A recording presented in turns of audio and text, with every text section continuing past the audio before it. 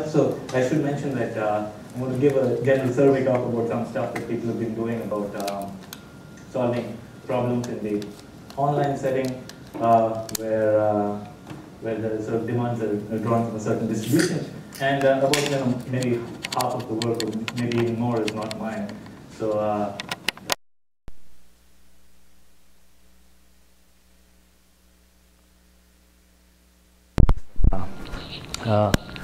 Okay, so this is something that Suzanne mentioned yesterday, and we've seen this again and again, that there's some issues with comparative analysis as we know it, and this is a quote from a paper by Koutsoupeas and Papadimitriou, where they try to go beyond comparative analysis, and they're saying that, look, sometimes it might make sense to actually assume a certain distribution on the inputs that are coming in.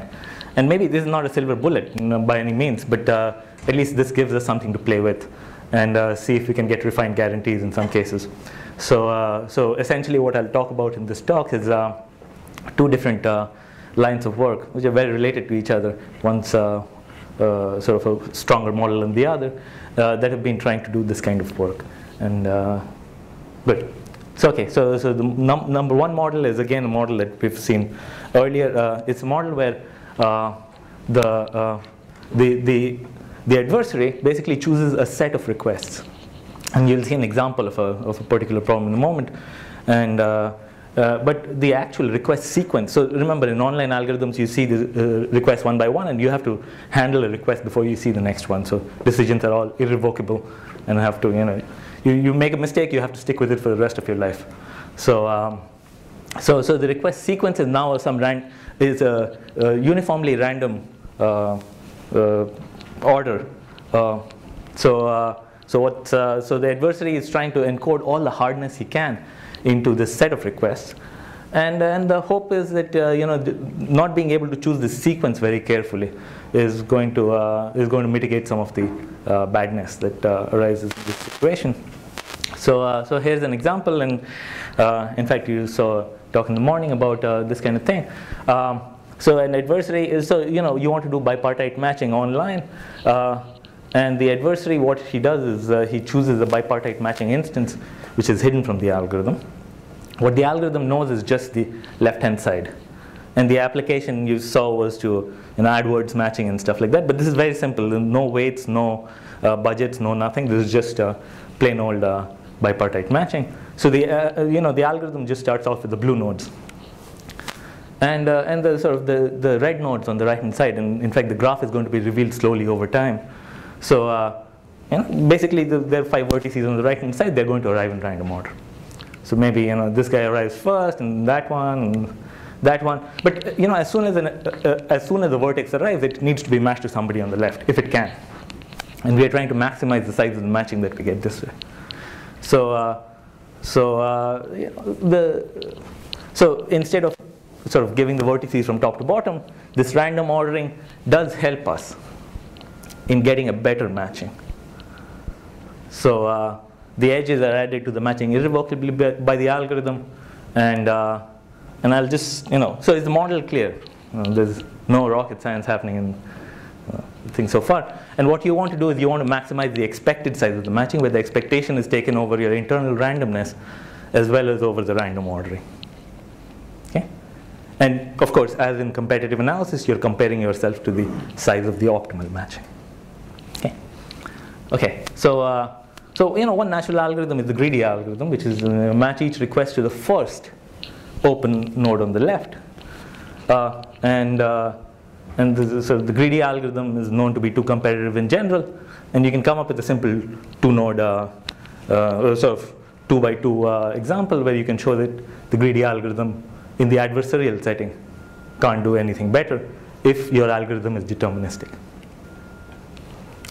Well, the greedy algorithm is deterministic, right? So, but in fact, the greedy algorithm, just the algorithm is simple. Whenever a vertex arrives, it chooses the highest blue node that it's connected to that is still unmatched. And in fact, what you can show is that the greedy algorithm is a 1 minus 1 over e competitive algorithm for when the right hand side is appearing in random order. So you are getting an advantage from 0.5, you've gone to 0.63 or so, which is pretty cool. So this is the kind of sort of improvement that we hope for. And so I won't give you the proof. The proof is essentially a proof due to Karp, Vazirani, and Vazirani, which has been, over time, it's been refined. It's been, we know sort of different ways of looking at it by now. So it's actually, a very interesting question to ask: can we do better? So, if one thing to note out here is that all we've said so far is that the greedy algorithm, which is one fixed algorithm, is actually doing is getting to 1 minus 1 over a. It's a very natural algorithm, but maybe there are sort of more fun algorithms out there. So, so in fact, sort of in recent work, it was shown that you can do better. So here is an algorithm which is almost as easy as the algorithm we've seen so far. It's actually it's called the ranking algorithm. It's actually in Vijay's paper, and it actually says the following: instead of matching each guy who's coming in to the first node on the left-hand side, redefine what first is. Take a random order of the left-hand side as well, and then when a guy comes in on the right, you try to match him as high as you can according to this random reordering. This is called the ranking algorithm. And so up there I just said first open node according to some fixed ordering. No, I'm just doing a random ordering.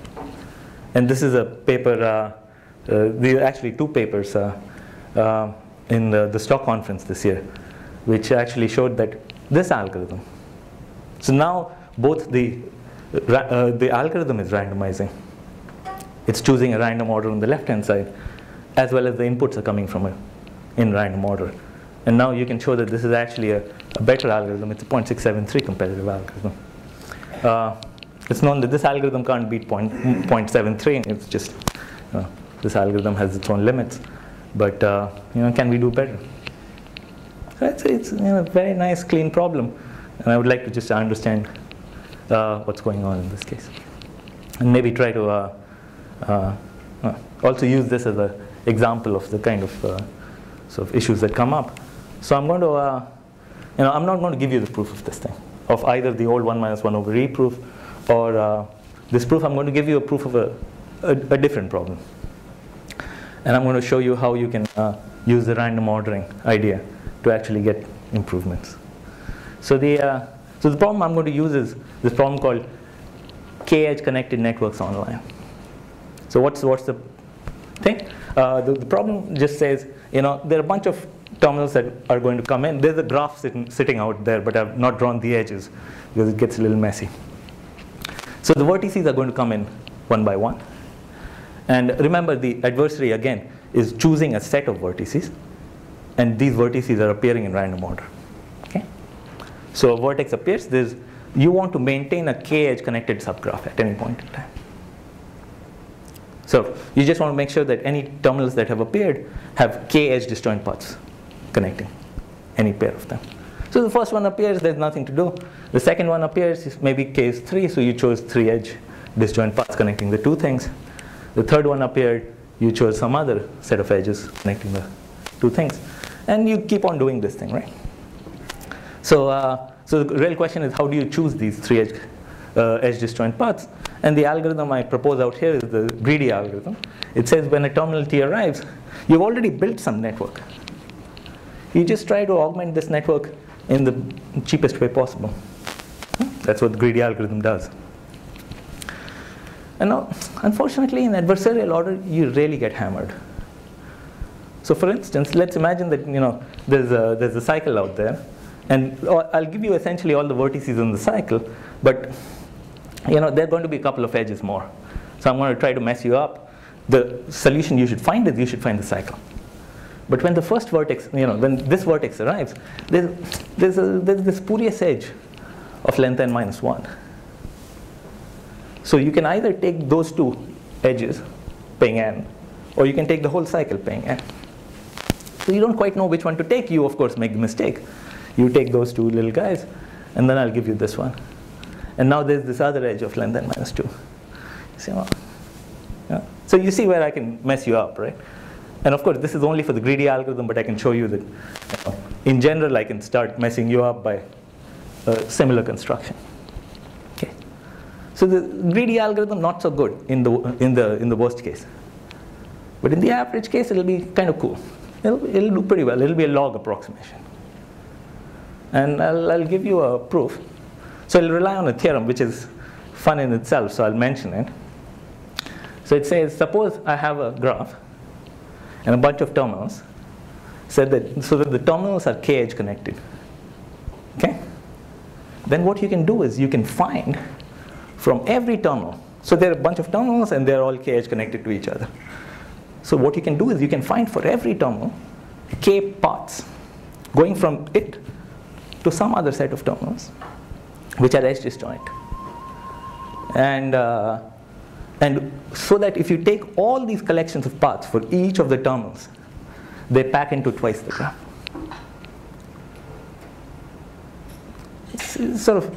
It's kind of like, you take a tree and you can connect every vertex to another vertex and use every edge at most twice, right? This is kind of the same thing. Proof not so immediate. It uses a deep theorem of Marder, but once you have this deep theorem of Marder, it's a beautiful hammer, and you can prove this thing, right? So it basically says if everybody else is k-edge connected, and if I were the last guy, then I could use this set of paths. And on average, I'm paying only 1 over the number of terminals. And this is exactly this average idea that really makes it all work, right? So a random terminal in S can connect to the others, paying opt over this number of terminals. Maybe twice opt, because I'm using every edge twice. So what's the thing? I have a random sequence of terminals arriving. I'm going to figure out what the expected cost of the jth terminal pays. Well, how much does it pay? Let's condition on the first j, guys. Okay, I condition on this set. Then, having conditioned on this set, the jth terminal is a random one of these j guys. So the cost of the jth request, having conditioned on the set of the first j, is opt over j.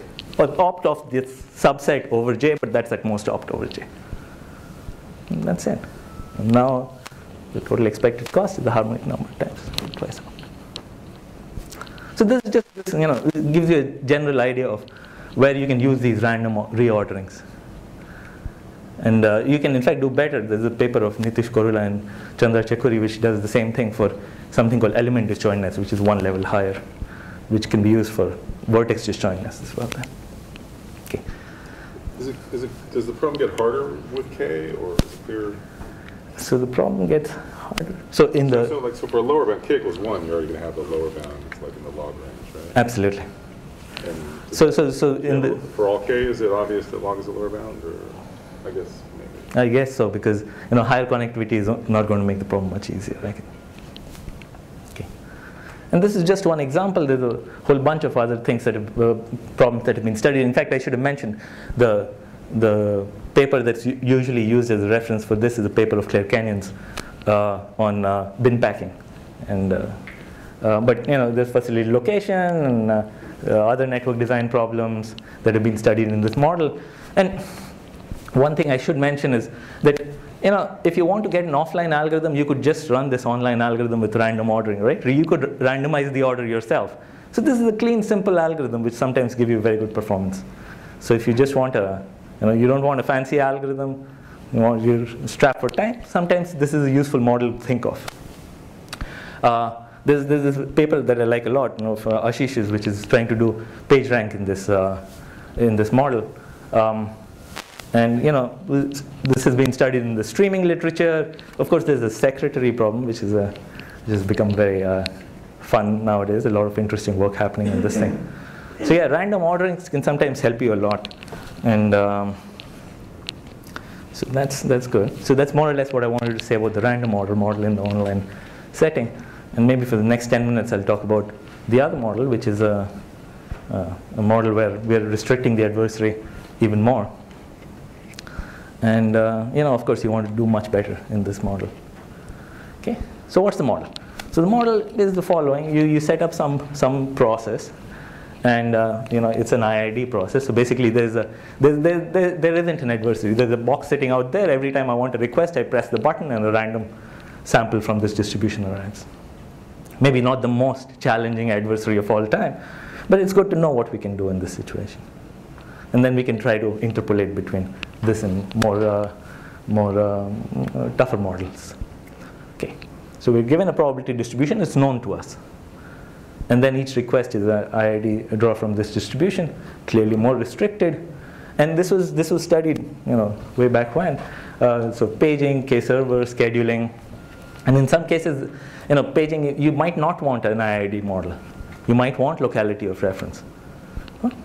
We can sort of refine this model more. But for the problems I'm going to talk about, I'm going to just talk about the IID model for right now. Okay. So again, as before, I'll use this max matching problem as the sort of example one.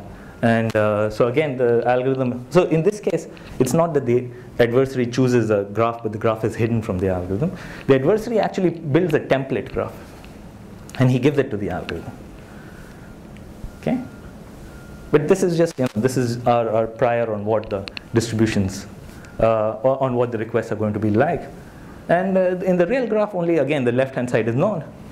And at every point in time, what happens is the process just picks a random vertex from the right-hand side and gives you essentially a copy of that vertex, i.e. gives you a vertex that's connected to the same things that vertex is connected to. So it gives you, Q1. I've just thrown in a 1 just to indicate the order and the fact that it's just a copy of the vertex. So Q1, R2, P3, and then Q might arrive. It's all sampling with replacement, right? So I'm just picking vertices from this template graph, random red vertex, and I just give a copy of that. Okay? So the model is clear, right? It's a very simple model, a very nice model. And so in fact, this model is a model where you can do better than the random ordering. And so just giving you a comparison, the random order model, we know how to do something like 67%. In this model, we can do about 70%. And the results are, again, in the past couple of years. A lot of you who've worked on this are in this room. So, but the sort of upper bound we know. And this time, the upper bound that I've written is actually an upper. It's a bound on, no algorithm can do better than about 82%. Would be kind of fun to actually close the gap. Also to understand whether there is a substantial difference between these two models. So it's a sort of interesting collection of results to talk about, and I could talk about more, but I'll give you one last example, and then we'll end. So one thing I should mention is that now, since the requests are being drawn randomly, the input is a random input. It's not an adversarial input that's just been randomly reordered. So opt, in fact, is itself a random variable. So we could talk about two different notions of goodness. We can talk about the expected cost of the algorithm over the expected cost of optimum. Or we could talk about a sort of a more demanding notion, is the expected ratio. In fact, ideally, I would like to give results in the second model. Sometimes I don't know how to do it, so I make do with giving results in the first model. The matching results that I talked about in the previous slide are results in the second model, where it says the expected ratio is pretty good. Okay?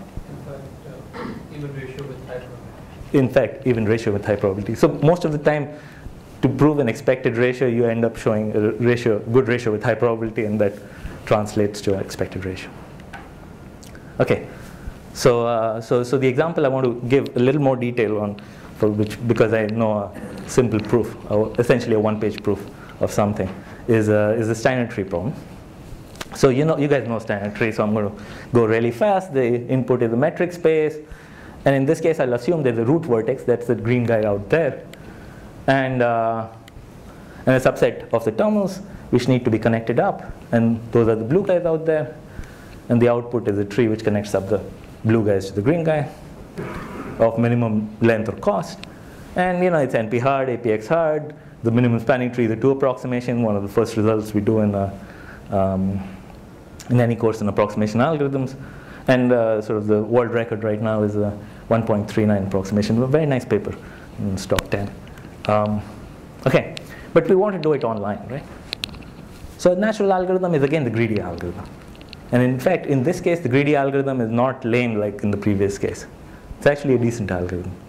So Imaz and Waxman showed that the greedy algorithm, which just says whenever a terminal arrives, you already have some connected tree. Just connect this terminal in the cheapest way possible to that connected structure. It's log k competitive for sequence. Is log k competitive for sequences of length k. So the proof is nice, but okay, I'm strapped for time out here, so there's only so much I can throw at you, right? And this is the best you can. And the lower bound example is this little graph out here. This is the diamond graph, and basically, the idea is very simple. Imagine that the root is on the left-hand side, and the first request comes on the right, and you have to make a decision. Do I go north or south? And whenever you make a decision, you make the wrong decision. So this gives you a very clean lower bound for this. So yeah, for standard tree, we can't do better than log, even for randomized algorithms. But I didn't want an adversarial result. I just wanted a result in the IID setting. So let's just look at the following kinds of instances. Every time the adversary just picks a random vertex from the metric space and asks you to connect it to the root, or connect it to whatever structure you've already connected it to.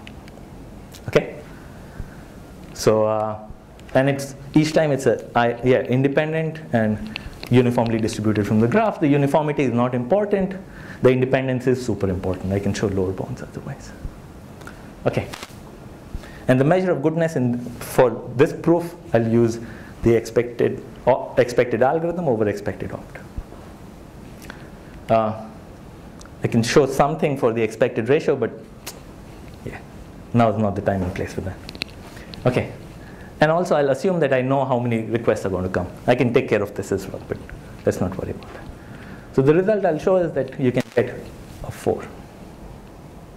Okay. So, so in the rest of the thing, I'll show you this result. By the way, the greedy algorithm, in this case, you can show, it's not difficult to show, that the greedy algorithm is bad. It's log regardless of whether the requests are coming randomly. So it's the algorithm is a slight variation on the greedy algorithm. It just says, look, I know k requests are going to come in the future. So let me take a sample and kind of get some sense of what's going to happen in the future. So I'm going to take a sample of size k. And now, maybe everything's clustered nicely. So, and maybe the future is going to look like the past. So maybe I just want to connect all these guys to the root. I just do that. And now from now on, I just run the greedy algorithm. Okay? Simple enough algorithm. And I'm going to show that this is a 4 competitive algorithm. The expected cost of this algorithm is 4 times the expected opt. Okay, that's just the algorithm. I've just created some room for myself. Let X be the set of actual demands. S, remember, was my sample. And the proof strategy, super simple. The first one I'll say is, my cost is due to the after that, I had to do the greedy algorithm. So let me just take care of the 2 costs one by one. So the first thing says the expected cost of the tree I built is not too much. 1 sec. Okay? But that's a trivial statement, right?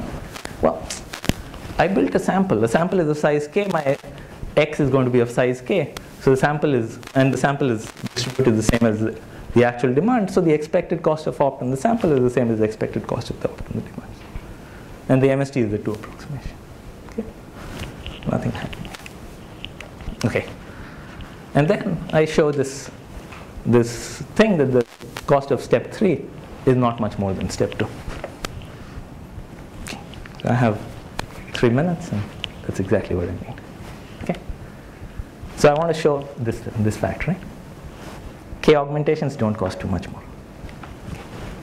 Okay. Let me see. And that will give me the 4. I paired 2 in the first step. The second step is charged to the first step, so that's a 4. Okay. Okay. So this is where I start waving my hand, so you might want to follow me. No, it's not that bad. Okay, so I just wrote the expectation over my sample and the actual demand of the augmentation cost is not more than the MST I built in the second stage. This is what I want to prove, right? Okay. Now each of those augmentations connected a vertex out here to some previously existing vertex. So I'll upper bound that by the cost of connecting it just to the sample. Okay? So if I can show this is small, then I'll be done. Right? The expected distance, the expected sum of distances of the actual demand points from the sample. Okay? Okay. So, linearity of expectations. For a random demand point, this expected distance from the sample should be 1 over k times length. Okay? Okay. So that's what I want to prove. Now that is the distance of one random point to k random points. Okay. Let's look at that guy. There's a 1 over k. And then there are k vertices. And each vertex is at least the distance to its closest sample point, not itself. Right? So this quantity is the lower bound on the MST. The k and the 1 over k cancel. This is the expected distance from one random point to k minus 1 random points, which must be no less than the distance from one random point to k random point. So I've proved the lemma. So that proves the second step was okay, first step was okay, everything's okay. Okay. Good. So anyways, I'll stop more or less here. You can also get results for the expected ratio. The results are much weaker. But I don't have a candidate algorithm right now. Actually, I have one algorithm, but I can tell you offline. But we don't really know how to get a constant. You can do something in the set cover setting as well. And for unweighted set cover, you can actually show a result like the following: that every element actually just upfront chooses a set, and whenever it's going to come, if its favorite set, the set that it chose hasn't been chosen in the solution already, it'll choose that set. So you can actually upfront choose a set covering every element, such that if a random subset of vertices arrives, then you do pretty well. So you can beat the best you can do using polytime online algorithms. And there's several directions for extensions. Of course, you can ask for the question of what happens if the things are not IID. What if there's a small Markov chain? What if there are correlations between sort of benign correlations, moderate correlations between the requests? Can you do something better? For some problems, we know it works. For others, we know it doesn't. For a lot of problems, we have no clue. We can ask, instead of a uniformly random order, what if there's the adversary picks the set, but then we see a random ordering, but a random ordering with enough entropy. What does enough entropy mean? How much suffices? How much doesn't? And there are many other questions we can talk offline as well. But there's a lot of sort of stuff happening. So if you're interested, thanks.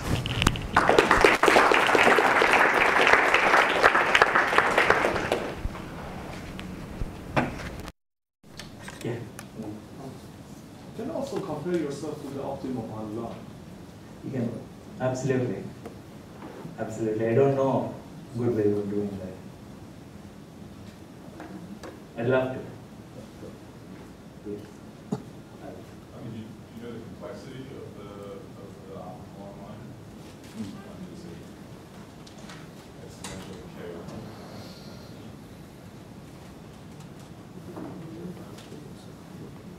For matching, it's NPR. What's that? For matching it's NP-hard. I see. For Steiner 2, it's definitely NPR. Yeah. So this is the same question as just finding an upper on online. Is it a different question? If you prove that no online algorithm does better than Yes, right? But you're comparing yourself to the best online algorithm. So maybe all online algorithms are crap, but your algorithm is the best amongst all online algorithms. I'm saying the same question is finding rubber balls. Well, this is like B-type. When you have a distribution, there's an actual optimal time. So you don't need to resort to competitive ratios to compare across the networks. So like the offline optimal is obviously never bound in every algorithm online or not. But when you have a distribution, then every algorithm has some fixed number of performance. There is an exponential time algorithm that's optimal. Right? You just draw the tree, like all the possibilities and make decisions. So it's an approximation algorithm. So then what you want to say, okay, well, upon time, you can get some of that. But the point is, you don't lose, you're not going to have a lower bound just because you're comparing to this hypothetical offline. So you should get tighter analysis.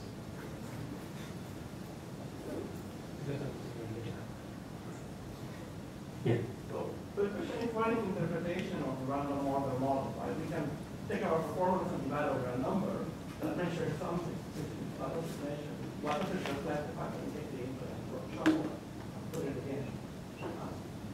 What is the interpretation of that? In particular, what is the interpretation of the IID model, right? You're assuming that there are variable distributions with some distribution. So what is the interpretation of taking the sequence, shuffle, and random model? So, I mean, one example that I can think of is the work that I mentioned, Ashish's work, where they look at the Twitter graph, right? And they're looking at edges in the Twitter graph, and they're just looking at the edges as they are arriving. But under the assumption that these edges are actually uniform in random order, you can actually prove something about it. So one interpretation could be that the sort of it's just the same old interpretation, right? The universe is not out to get us. We're just seeing things in some random. I mean, in general, I'd say, it's worth exploring things that are in between worst case analysis and average case analysis. Something that's in between is an algorithm that looks for class distribution. Right? And so you somehow want to exclude having to do input by input. It's a much broader than IID is sort of all distributions where every permutation is equal, right? But no other assumptions. I'm going to comment on the equation. Is it really clear that it's a single online optimum in this distribution? Could those either have two different algorithms that have the same expected cost? Well, it could be a tie. It could be a tie. Yeah, but that's a different thing. thing. Change, right? Well, when you don't have a distribution, the problem is there isn't even one. But this one's better on these inputs, this one's better on these other inputs. Right. So they're literally very paired up. Right, but it's still equivalent of the comparability to the cost. No, not in. So if you're looking at the expected algo option, If you divide. if you're taking expected algo over expected option, in that case. There's a time to divide. Uh-huh. Where is the divide for the show case? We don't know how it is.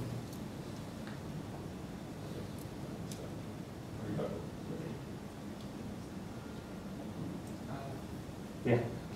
So, all these problems online are defined as where the policies are added online. Yeah. So, what happens? So, is there any work where we are allowed to delete the policies? For example, so in the bipartite bashing problem, for example, the policies arrive online. Right. In some steps, they can be removed from your right side set. So now the matches can be modified even because you remove the objects from the right side. Okay. So is there, for example, with this technique, you counts for that, or is there any body of work for that kind of problems? So I can answer the second question. As far as I know, there's no work on that body problem. The first one, I don't know how to answer yet. Interesting. Cool. Thanks.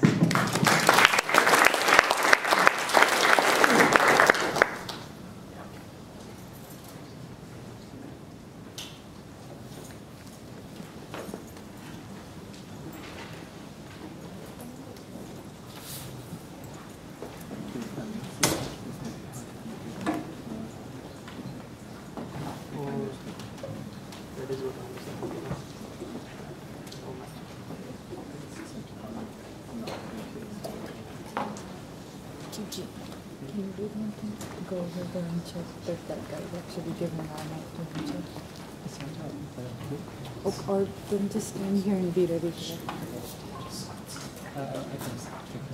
Actually, this is already recording. Norms of vectors. That's a good point. That is a good point. But So- I've never so- seen the turnstile model and other things. Yeah. Also, there's a question of whether for some of these